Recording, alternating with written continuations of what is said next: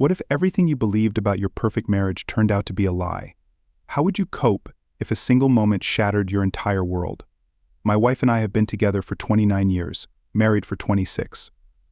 I am 51 and she is 49.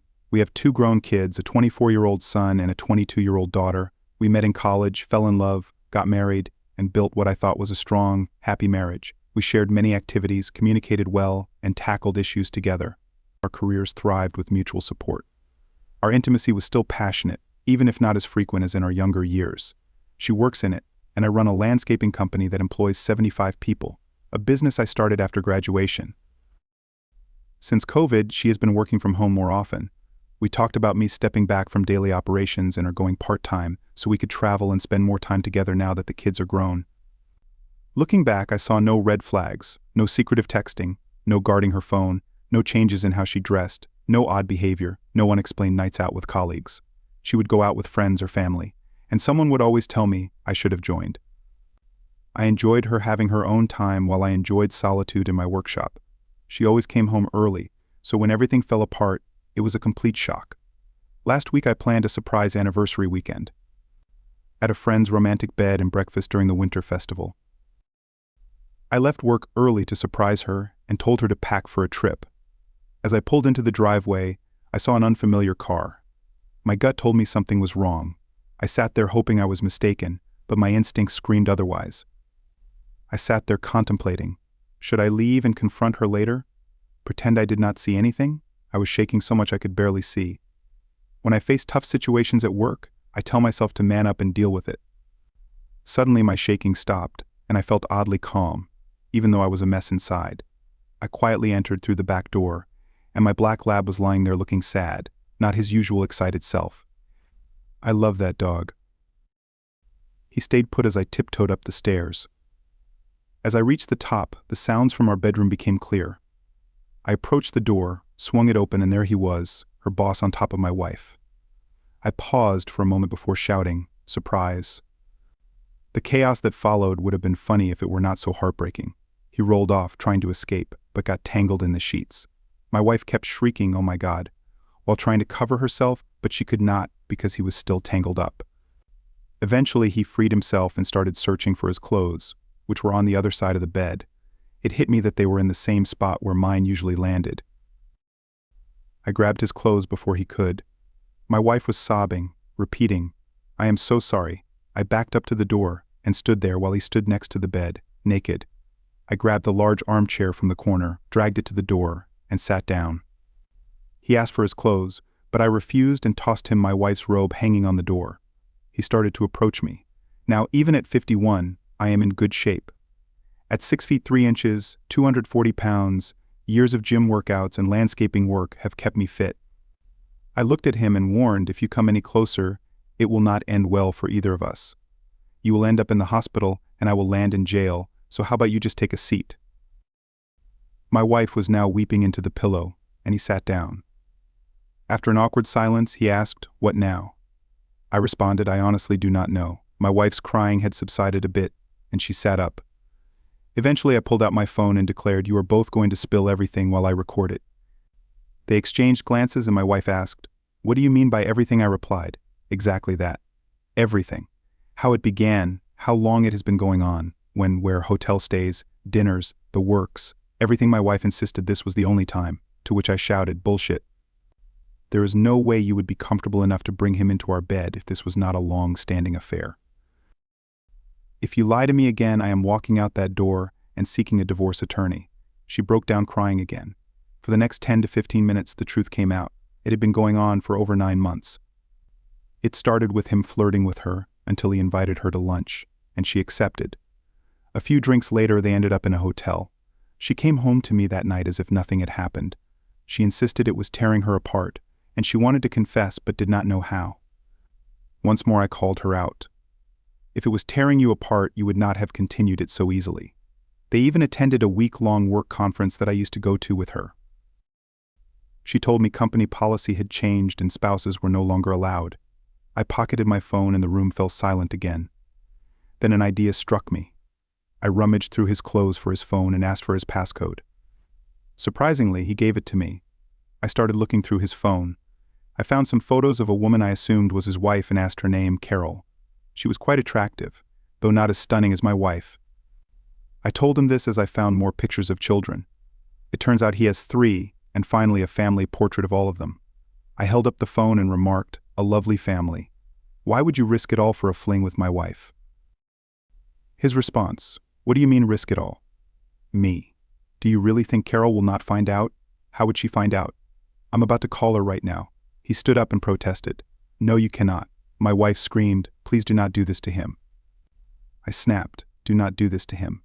You have destroyed me, our family, our friends, our future, and my heart, and you are worried about his well-being?" I was trembling again, trying to hide my tears, but I could not hold it together any longer. I slumped back into the chair and started crying. She tried to come closer, but I glared at her and said, "Stay away from me." After a bit, I composed myself and looked at his phone again. He begged me, "Please, I am begging you. I promise I will tell her." "Sure you will," I replied. He stood there pleading as I found her number and decided a FaceTime call would be even more effective. She answered looking confused and asked, "Who are you?" "Is my husband okay?" "He is fine for now, but that is about to change." I switched the camera to show him standing there in my wife's robe. I said, "I believe you know this man. The room he is in is my bedroom. The floral robe he is wearing belongs to this woman." As I turned the phone to show my wife, who was trying to hide under the sheets, but it was too late. "That is my wife, and I came home early today to find them in bed together." I felt genuinely sorry for her, and terrible about how I broke the news. She started crying and he tried the "honey, I am so sorry, I can't explain. It was just one-time routine." I told her not to believe a word he said. "It has been going on for over 9 months and I have spent the last 15 minutes recording all the details they were willing to share." I assured her I'd text her my contact info and that she should send me her email address so I could forward the video. I handed him his phone and overheard her warning him that a packed bag would be waiting outside when he got home, and if he tried to enter the house, she'd call the cops. She hung up and I threw his clothes at him. Once he was dressed, he left, and it was just me and my wife. She looked at me and started crying, apologizing over and over. She said she never meant to hurt me and begged for forgiveness, claiming it was meaningless, all the usual cheater's excuses.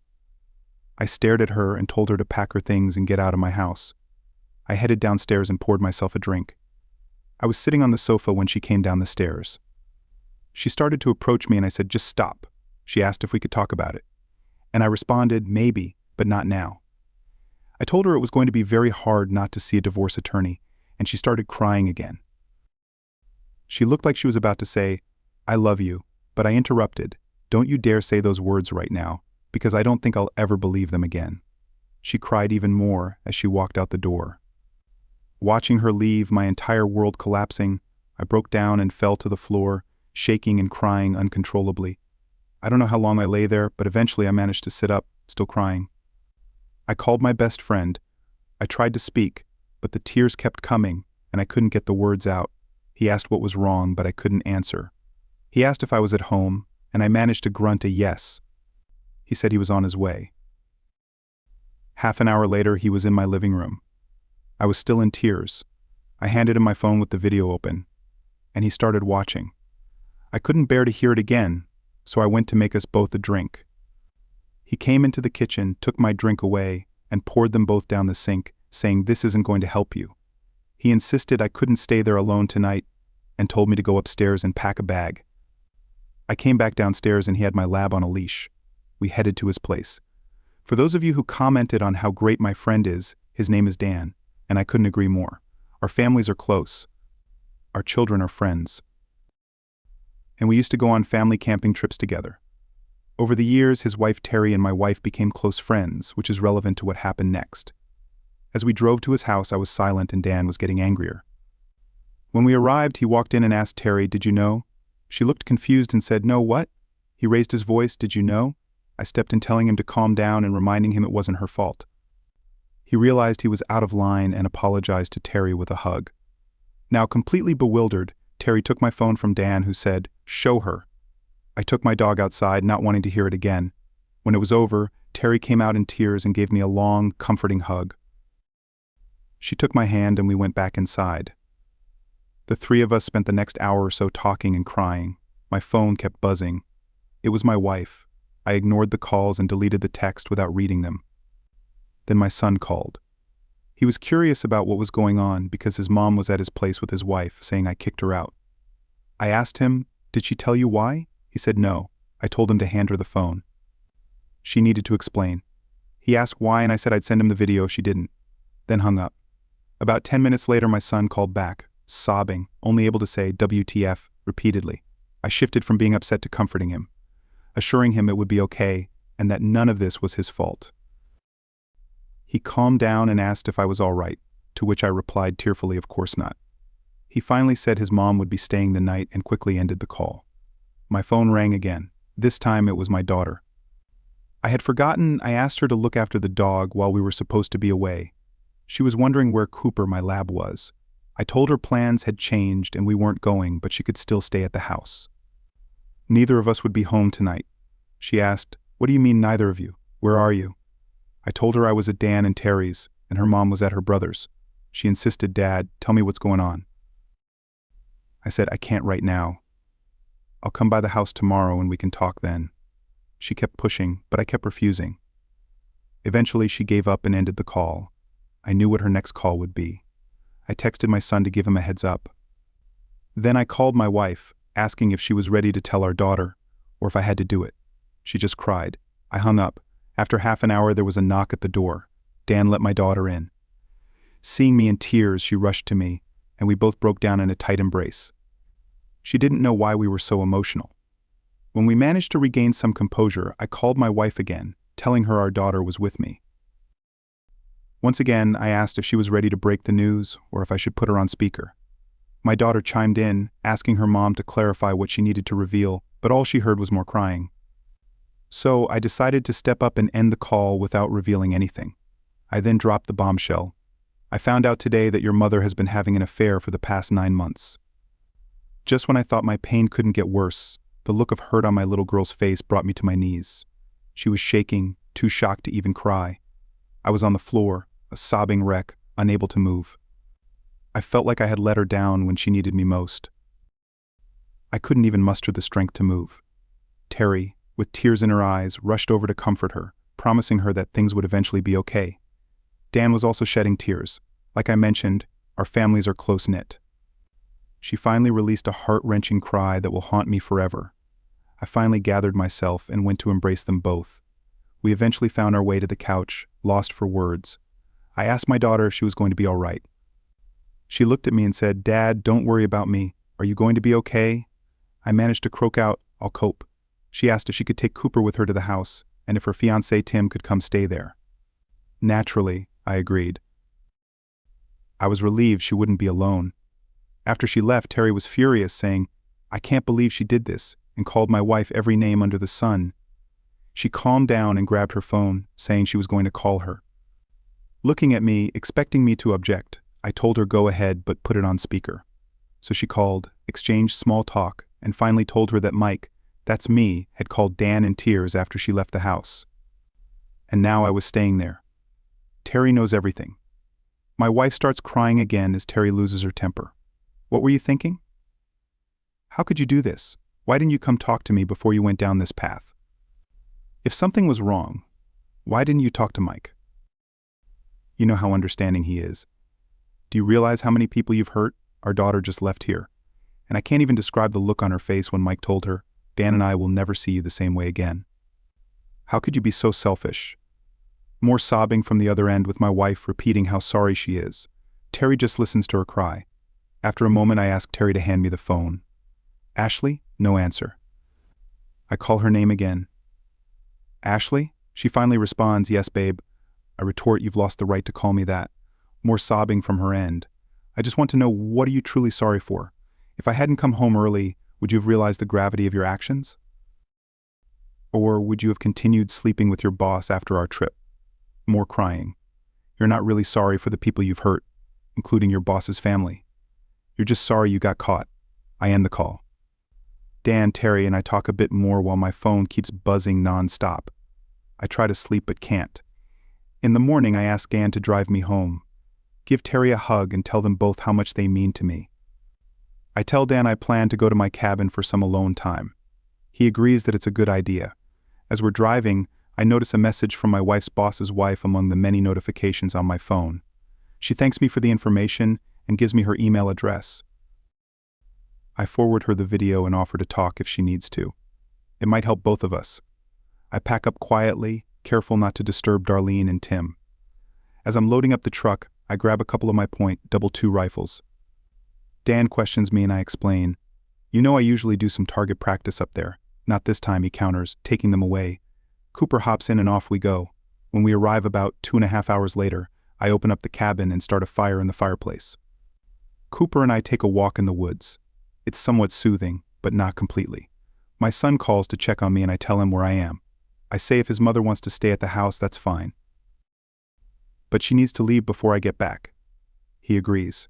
After our walk, Cooper falls asleep by the fireplace, and I go out to chop some firewood. It's a great workout and surprisingly therapeutic. With each swing of the axe, I alternate between imagining my wife's face and her boss's. I stay at the cabin through Saturday, Sunday, and Monday. On Monday, I start making calls. First to my office, letting them know I'll be out for a while but can be reached for emergencies. Next, I call my lawyer, who recommends a divorce attorney. I schedule a meeting for Thursday. Then I contact the bank to put a hold on our shared accounts and cancel our credit cards, asking for new ones to be sent out. Being alone in the woods gives me some clarity about my next steps. I find myself trembling again, wondering if I should really go through with this or try to save our marriage.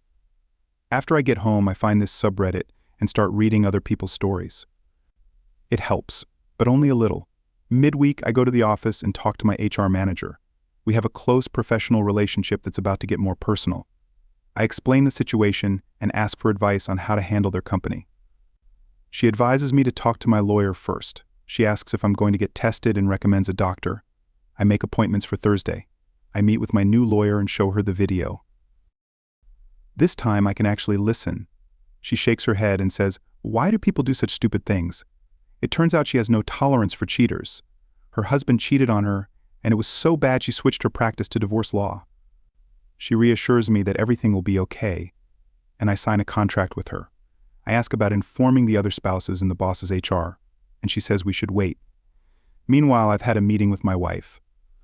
She's been staying at our son's place.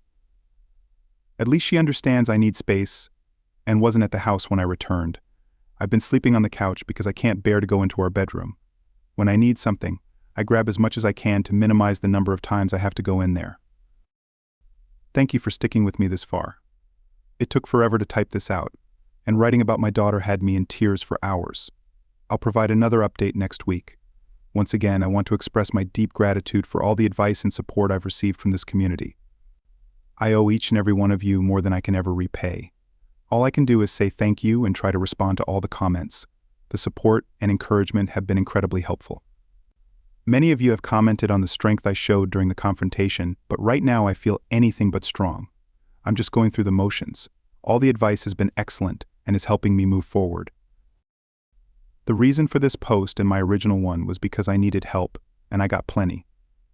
The reason my first post was removed was because it had too much storytelling and not enough requests for support. I'll try to keep this brief, but I believe details are important. I'm starting to accept that there's likely no coming back from this, and I'm almost certain of what my decision will be. Yet, I can't shake the thought that I'll be discarding 29 years of our shared life. Even now, I can't bring myself to type PX and still refer to her as my wife. What's wrong with me? Help. On D-Day, she ended up at our son's place with his wife. He called, confused about what was happening and why I had kicked his mom out. I told my son that his mom needed to explain everything to him, or I would. He knew I was staying at my best friend's place. My daughter, who was supposed to be dog-sitting, came home to find no dog. Eventually, she showed up at my friend's house, desperate to know what was happening. I told her, and the pain on her face was even worse than catching my wife with her boss. It broke me. She took the dog and went to our house with her fiancé. On Saturday morning, I told my friend I needed to spend a few days at the cabin and asked if he could drop me home. He agreed it was a good idea, so I packed up, took the dog, and headed to the cabin.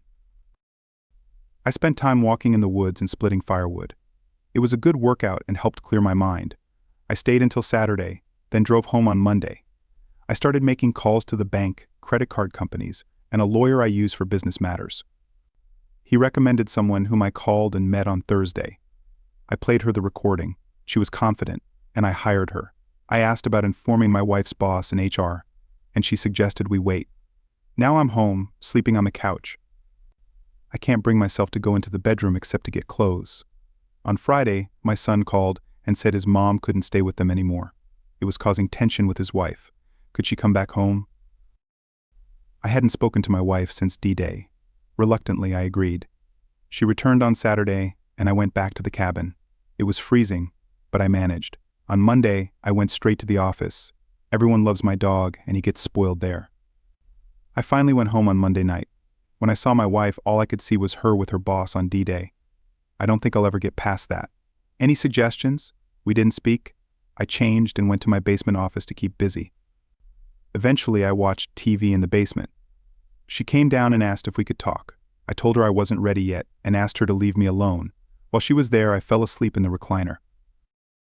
I woke up early, went to the gym, showered there, and went to work. My routine is to go home late for the rest of the week. On Friday, my HR manager checked in on me. I told her about recent events and my therapist visit. She suggested I stop sleeping on couches and chairs and buy a new bed. I thought it was a great idea.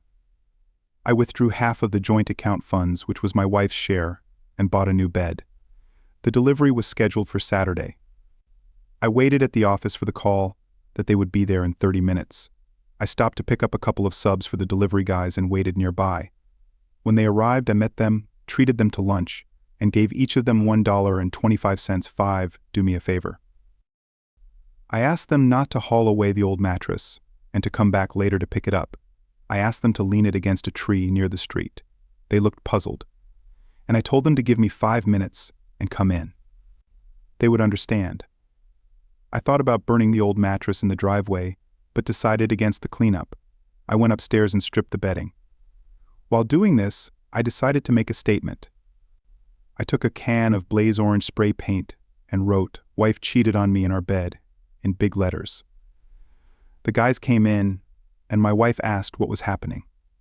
I told her I couldn't sleep in that bed anymore, and that I bought a new one. She seemed upset but retreated downstairs. The new bed was set up and the guys left the old mattress where I asked. After a while, she informed me that they left the old mattress in the yard and that they would be back for it.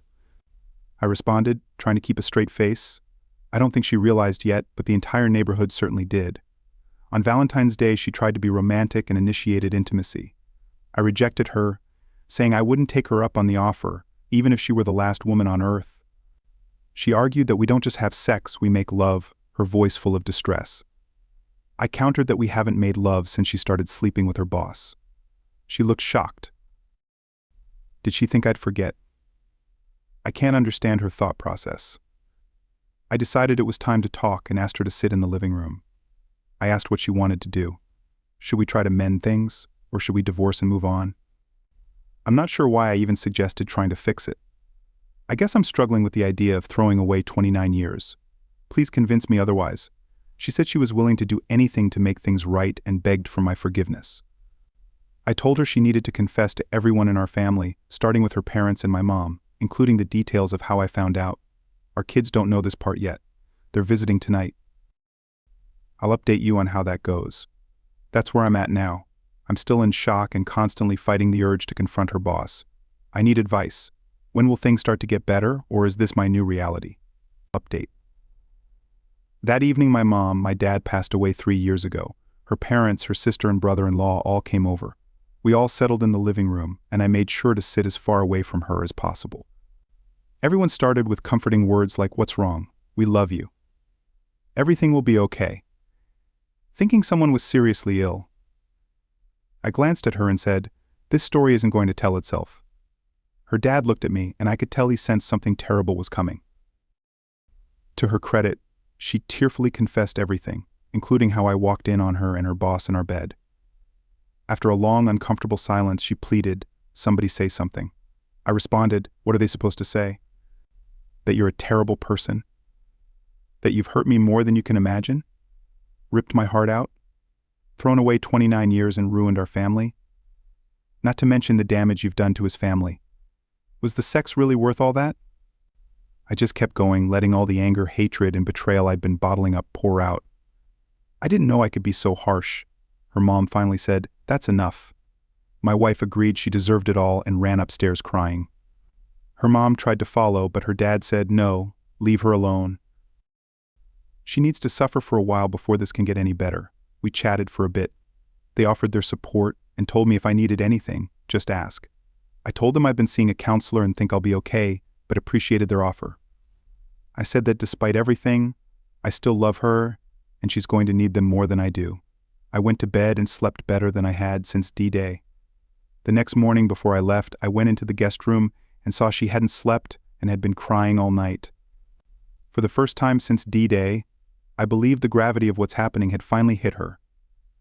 Telling her family and having me lash out at her, like I did, seemed to snap her out of the affair fog. She looked genuinely remorseful. I told her we needed to talk. More like I talk, she listens. I explained that I'm 99% leaning towards divorce, but I'm still clinging to the 1% hope that there's a chance. She said she'd do anything, just to please not do anything yet.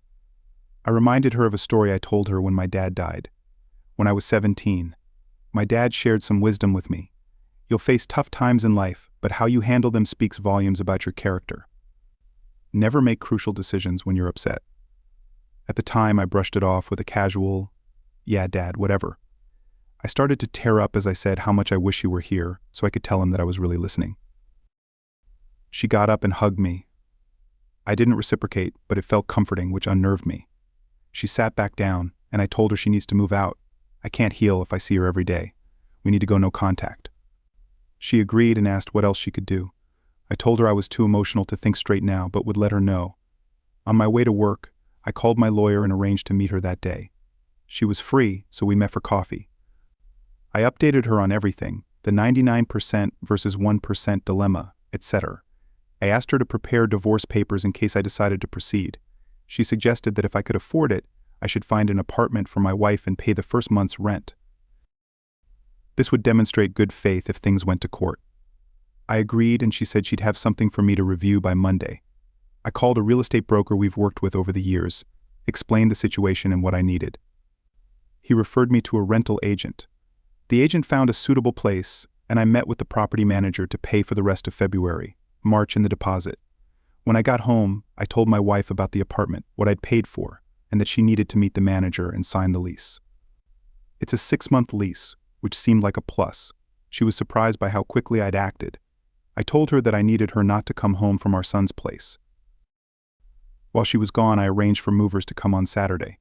When she got home, I told her about the movers and asked why she hadn't asked about finances. I informed her that I'd canceled the credit cards, withdrawn my half from our joint account, and canceled the debit card. She seemed angry but admitted she didn't blame me. It turned out she hadn't needed to spend anything, as she'd been splitting her time between our son's place and home.